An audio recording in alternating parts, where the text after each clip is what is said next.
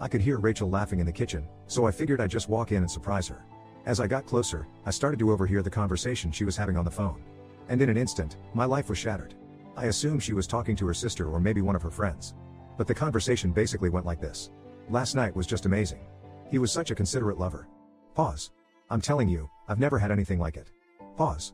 We met on Tinder and he took me out last night. By the time we made it through the door, we barely made it to the sofa. Pause. Oh God, big. Like twice as big as, inserts my name. Pause. I'll definitely be taking him for a test drive again. After that line I just dropped the food on the floor. Rachel heard it and turned around. By that time I already had tears welling up in my eyes. She hung up the phone and tried to get to me but I just pushed her off, went up to the office, grabbed my laptop and left. Rachel has been hysterically texting and calling the past 4 days and I haven't answered one. I'm staying at a motel a couple towns over, so I doubt she will be able to find me.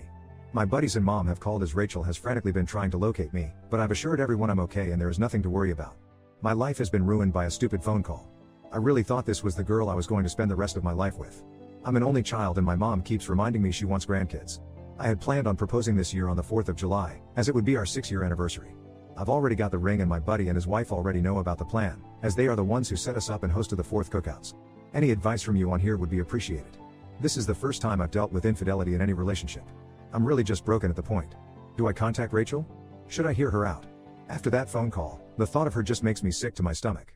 Tia for anyone who reaches out. Comments, traditional band 723, she was bragging about cheating on you. You will never forget what you heard. Time to move on. Boston Dana 2, to add to this, she showed you who she is.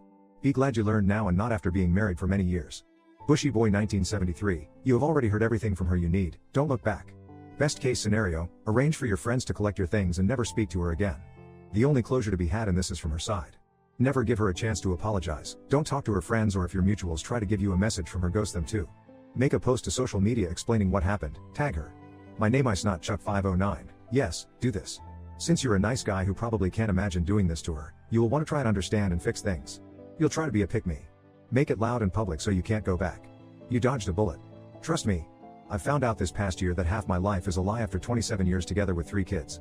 And my WW cheated on me multiple times over those years.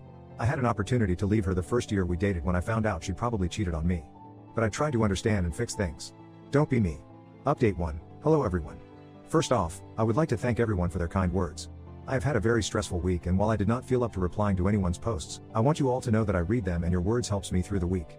This has been a devastating event for me and each and every one of you that commented or reached out through chat brightened my day just a tiny bit. With that said, here is the most recent update. Last Friday night, after my buddies got to the hotel, I explained what I had heard on the phone call.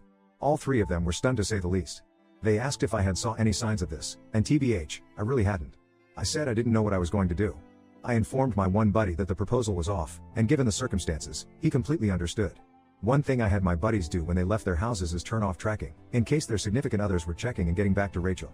I know Rachel isn't close with one of the wives, but at this point, I didn't want to take any chances. That night, we spent the night at the hotel bar and I tailspun pretty hard. Shot after shot after shot. It wasn't pretty. My buddies were getting calls all night from the SOs asking where they were, and to their credit, they stood their ground and backed me up, just saying that we were safe and not to worry. One asked to speak with me after assuming that where they were, but I didn't want to talk to her. She kept saying Rachel is worried and just wants me to come home. I just told my buddy to deal with it and I'll fill them in another time. I spent most of the night hitting on the bartender, which I'm not proud of, and a couple of girls who were traveling for work. The next day, I thanked them all for spending time with me and they took us back home. This week, I had one of my buddies scope out the house we were renting as it was on his way to work and he gets to work after Rachel and I would have already left for the day. Rachel had taken Monday and Tuesday off, but went back to work on Wednesday. As soon as he informed of this, I went to the house and started packing as much stuff as I could. The house was a mess. Dishes in the sink, clothes laying everywhere, trash was full of takeout and ordered food. It took me about 3.5 hours to get all my crap out. Before I left, I cleaned up for Rachel as a final gesture. That afternoon and evening, I got flooded by Rachel with calls and texts after she realized that I had came home and gotten all of my things. So, for now, I'm now staying at my mother's house until I can find a place of my own this fall. I spoke with the landlord, and without Rachel's signature, he won't remove me from the lease, meaning I will have to cover my half of it until October. My mom has said I can stay with her until then, at which point I will try to find a new place. I know, a 38-year-old moving back in with his mother. How amazing life has treated me. I finally contacted Rachel on Thursday, and told her we could meet up at a local bar and grill downtown Friday evening. I told her one of my buddies would be attending to make sure everything was on the up and up. She complained for a few minutes, saying she wanted me to come home and talk with her so we could move past this, but I told her if she wanted to see me, this was how it was going to be. Eventually, she agreed. So Friday night, Rachel shows up after my buddy and I had been there for about an hour. I had already ate and took a couple shots of Ciroc to calm me. We sat down and she wanted to make small talk, asking about me and blah blah blah. I cut that garbage off. I told her I had a list of questions. Immediately, her eyes welled up. I asked her how long has this been going on? She swore this was the first and only time. I told her to cut off the shit. I said there was no change we were ever getting back together, so just tell me the truth, so I can have my closure, and move on with my life. She stuck to her guns for a few minutes, but then, as most of you predicted, she came clean. Every time I went on those trips for the past 2 years, she thought I was going to cheat on her, so she was having her fun too. This set me off. I told her she was using this as a effing excuse just to sleep around. I then asked who she was talking on the phone with, but she refused to give me an answer for this. I asked if they used condoms, and she said sometimes. I said she's lucky I got an STD test, cause I'm clean, so she doesn't have to worry about getting one, unless her most recent horse didn't use one. Finally, before I left, I told her about my plans. July 4th proposal, I showed her the ring, and told her that I was going to propose at our friend's party, because that was where they introduced us. It was around here that she just started crying. She begged for another chance. I told her that I will always love her, but we are over. So yeah, she's been messaging me all day, but I'm going to block her here soon. So I'm just sitting here eating some B-dubs and drinking beer while watching the fights. Hopefully, Poirier wins, but I'm doubting it. My life is a train wreck. Anyway, thanks guys for listening. I don't know if I'll update again, as I doubt I will ever talk to that see you next Tuesday again. Comments, see Falcon 6063, I knew she was going to say it was only once. They always do that, dummies. Also this line every time I went on those trips for the past 2 years, she thought I was going to cheat on her, so she was having her fun too. Blame shifting. Classic cheater move. It's your fault, up. I think not. I'm sorry your landlord didn't let you out of the lease. But at least you have your mom. It's not ideal but it's only temporary. 100% her loss.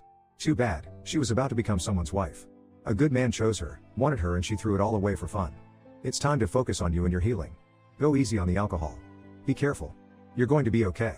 Flygonusk, I'm glad that you are clean and sad that she was such a puss, and use as justification that she thought you were gonna cheat on her on those trips. Sad also that she didn't want to tell who she was talking to, but I bet it must be someone of the inner circle of friends and most possibly one of the wives of your buddies. And she didn't want to give her because they could cause trouble with the male friend for supporting a cheater and might as well she was doing that too. So warn your buddies of this possibilities. Now about her reaction and manner on the restaurant, she showed no remorse at all, and even tried trickle true. Because if she wear remorse for what she did she would broke before the ring thing. She come to senses of her stupidity when you showed her that ring and talked about the proposal.